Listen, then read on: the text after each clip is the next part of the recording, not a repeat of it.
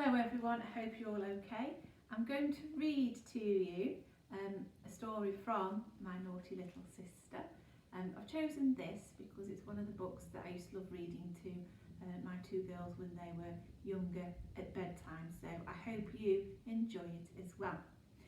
This story is called Crusts, and I wonder whether you eat your crusts. I know I don't. Crusts. A long time ago, when my sister was a little girl, she didn't like eating bread and butter crusts.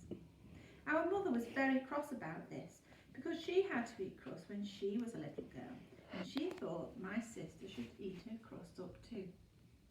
Every day at tea time, Mother would put a piece of bread and butter on our plates and say, plain first, jam second, and cake if you're lucky. She would say, plain first, jam second, and cake if you're lucky, because that's what our granny used to say to her when she was a little girl. That meant that we ought to eat plain bread and butter before we had some jam on, and all the bread, even the crusts, or we wouldn't get any cake. I always ate my piece of bread and butter up straight away, like a good girl, but my naughty little sister didn't.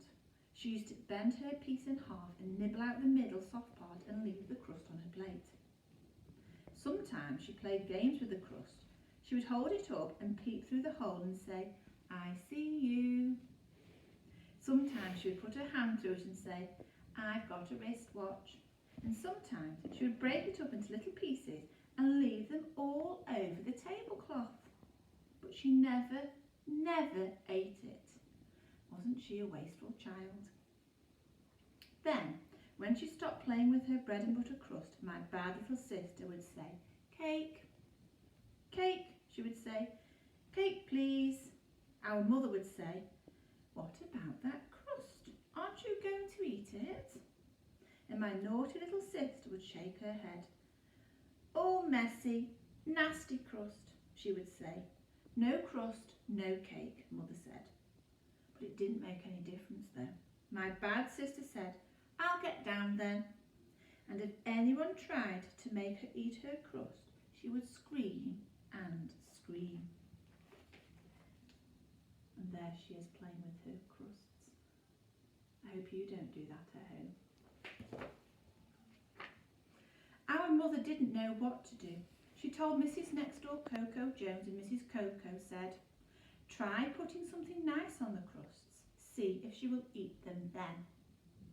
Mrs. Coco said, she loves pink fish paste. Try that. So next day at tea time our mother said, will you eat your crusts up if I put pink fish paste on them? And my naughty little sister said, oh, pink fish paste, because that was a very great treat. I like pink fish paste, my sister said. So our mother put some pink fish paste on the crust that my little sister had left. Now eat up, Mother said. But my sister didn't eat her crust after all. No. Do you know what she did? She licked all the fish paste off her crust and then she put it back on her plate and said, finished. No cake. Get down now. Wasn't she a naughty girl? One day during the time when my sister wouldn't eat crusts, Bad Harry and his mother came to tea at our house. When Bad Harry's mother saw that my little sister wasn't eating her crusts, she was very surprised. She said, why aren't you eating your crusts? My sister said, I don't like them. Bad Harry's mother said, but you always eat your crusts when you come to our house. You eat them all up then, just like Harry does. We were amazed when we heard Bad Harry's mother say that. She said, they don't leave crust or crumb. But my naughty little sister didn't say anything, and Bad Harry didn't say anything either. When our father came home from work and Mother told him about my sister eating her crust at Harry's house, Father was very stern. That shows you've got to be firm with that child, he said, and he shook his finger at my sister. No more crust left on plates, I mean it. He did look cross, and my naughty little sister said in a tiny little voice, no crusts like Harry. No crusts like Bad Harry. And Father said, no crust like good Harry. No crust or I will know the reason why.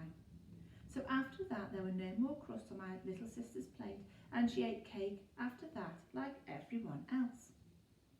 But one day, a long time afterwards, when our mother was spring cleaning, she was dusting under the table and saw some funny green mossy stuff growing out from a crack underneath the tabletop.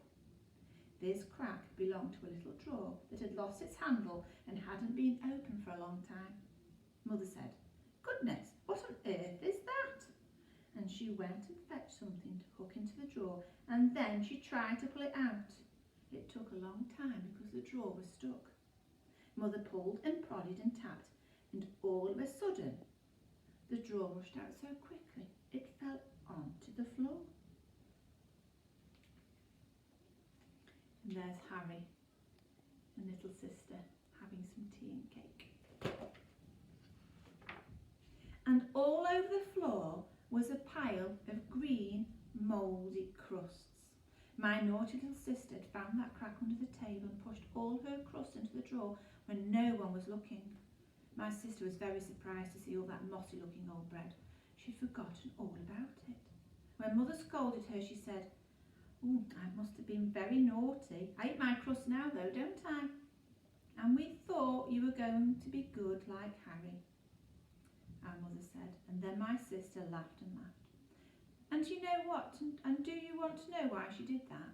Well, a long time after that, Harry's father got the gas men to put a new stove in their kitchen, and when the gas men took the old gas cooker out, they found lots and lots of old dried up crust behind it.